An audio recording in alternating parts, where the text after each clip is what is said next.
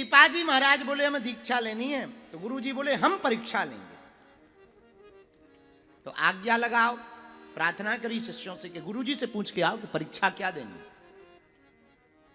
तो खबर भेजी श्री रामानंदाचार्य जी महाराज जी ने, सामने जो आश्रम के कुआं है उसमें गिर जाओ, कूद जाओ, और बिना विचार किए। अच्छा और कोई होता हम में से, तुम में से, तो कहता भाड़ में गई परीक्षा, भाड़ में गए गुरुजी, अपन कोई दूसरा देखेंगे मॉडर्न गुरु। मरवे की जब पहले ही दिन कह रहा हो, जब गिनने ही है तो बचना ही नहीं है, और बचने नहीं है तो हो गई दीक्षा। तो दीक्षा कौन लेगा, कान ही नहीं बचने, शरीर ही नहीं बचने। बोले भाड़ नहीं नहीं नहीं, लेकिन धन्य है श्री पीपा जी, जहां एक बार सुना कि गुरु आज्ञा लगी कि पहले कुआं में जाके गिरो, तत्क्षण दौड़ पड़े, और इतने जोर जोर से दौड़े कि वायु के वेग के समान कुआं की तरफ गए।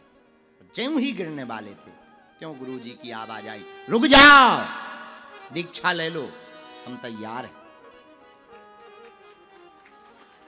रामानंदाचार्य भगवान के दर्शन में रामानंदाचार्य जी बाहर आए, दीक्षा दी,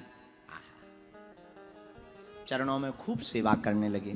थे राजा, पर देह की सुध भूल गए नेह के कारण। गुरु के नेह के चक्कर में देह की सुध भूल गए।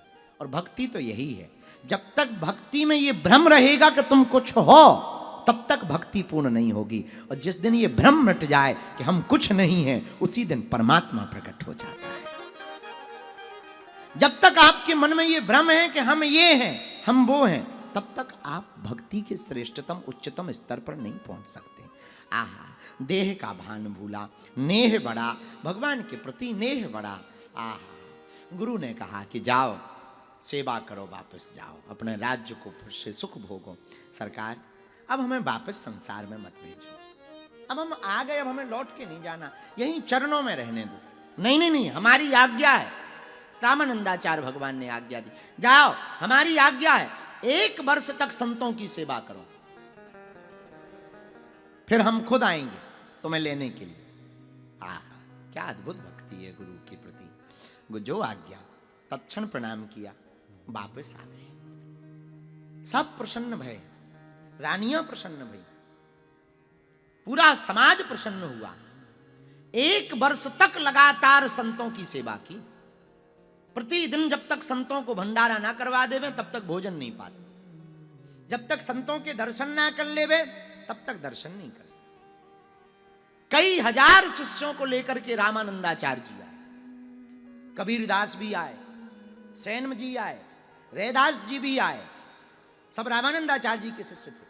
कबीरदास, रैदास, सैन महाराज, हजारों शिष्य जब 1 वर्ष बाद पधारे तो पलक पांवड़े बिछा दिए राजा ने, श्री पीपाजी महाराज जी ने पलक पांवड़े बिछा दिए, लौट गए जमीन में, कभी नचन लगे, कभी कूदने लगे, कभी चिल्लाने लगे, कभी पुकारने लगे, जय हो गुरुदेव बलिहारी जाऊं, जय हो गुरुदेव बलिहारी जाऊं, खूब डूब जावे। आहा, कभी रोवे, कभी हंसवे, कभी भाग्य की सराहना करें, और कभी अपने आप को दुत्कारें कि हम कितने अभागी हैं, जीते जी गुरुदेव की ठीक से सेवा नहीं कर पाए। गुरु जी ने गले लगाया। कई दिनों तक पूज्यपाद श्री रामानंदाचार्य भगवान ठहरे। जब बहुत दिनों तक ठहरे रहे तो एक दिन श्री पीपाजी ने कहा कि महाराज बहुत दिन हो गए। रामानंदाचार्य जी बोले अब हम जाएंगे। तो श्री पीपाजी बोले हम भी चलेंगे, आपने ही कहा था, अब हमसे ये संसार सागर का कुछ होता नहीं। श्री पीपाजी ने सभी साधुओं की सेवा की और साथ चलने को तैयार भय तो सब रानियां रोने लगी।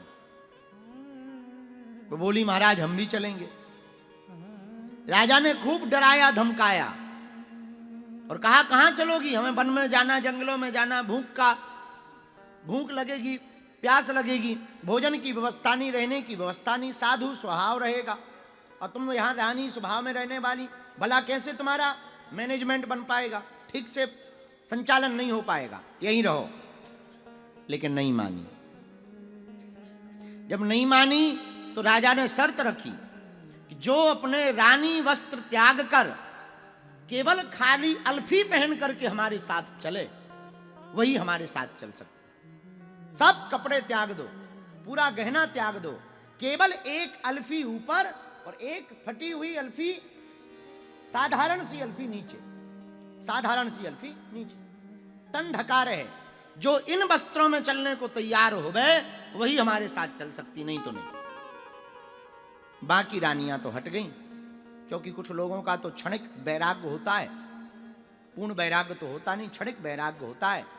लेकिन एक सबसे छोटी रानी थी, उसका नाम था सीता सहचरी, उसका नाम था सीता सहचरी। वो नहीं रुकी, उन्होंने तुरंत वस्त्र त्यागे और एक अल्फी ऊपर पहनी, एक अल्फी नीचे लगाई और एक दुपट्टा डाला और बालों को जूटा बना करके अपने स्वामी के साथ चलने लगी।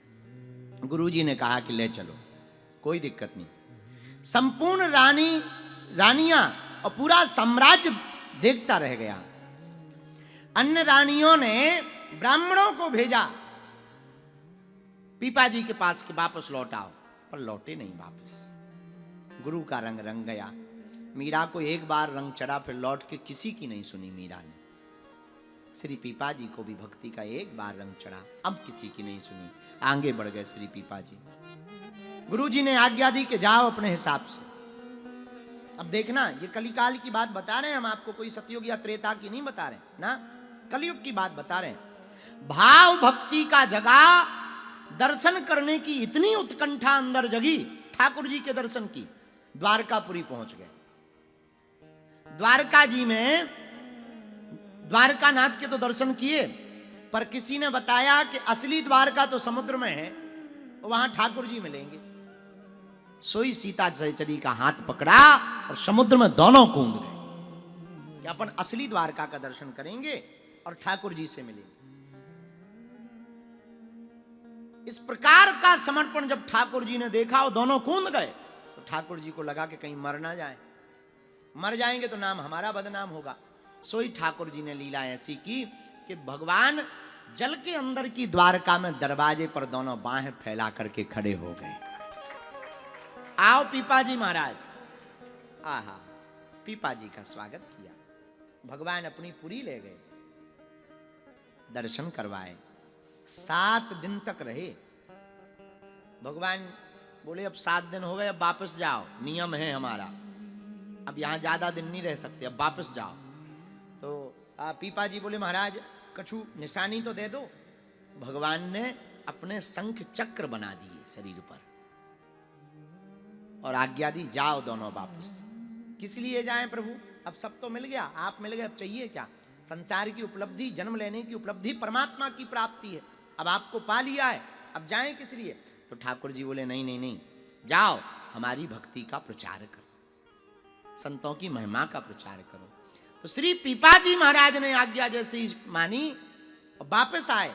तो महाराज कथा कहती है भक्तमाल में कि ठाकुर जी ने एक धक्का मारा और ऊपर की तरफ आए समुद्र में। तो गए तो थे 7 दिन तक के लिए, पर सूखे वस्त्र निकले बाहर, सूखे वस्त्र। सबकी आंखें फटी रह गई समुद्र के किनारे लोगों की, सब चौंक गए और सबको अपना शंख चक्र दिखा करके ठाकुर जी का अनुभव कराने।